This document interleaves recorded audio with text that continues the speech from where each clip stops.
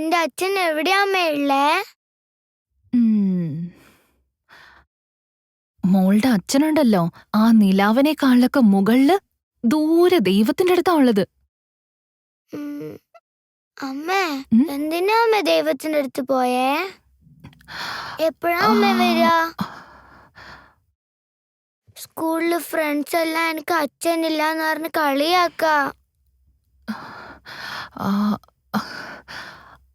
അവര് കളിയാക്കുന്നെന്ന് പറഞ്ഞ് നീ ഇങ്ങനെ വിഷമിക്കാൻ നിൽക്കരുത്. എല്ലാവർക്കും അമ്മയും അച്ഛനും ഉണ്ട്, പക്ഷെ എനിക്ക് മാത്രം എന്താ അമ്മ മാത്രം ഉള്ളത്?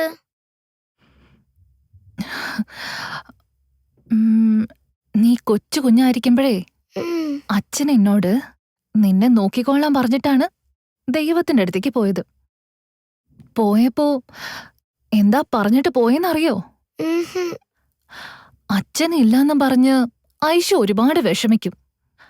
അങ്ങനെ അവള് വിഷമിക്കുന്ന സമയത്ത് അവളോട് പറഞ്ഞു കൊടുക്കണം, ഈ ലോകത്തെ അച്ഛന് ഏറ്റവും ഇഷ്ടമുള്ളത് ഐഷുവിനെ മാത്രമാണ്.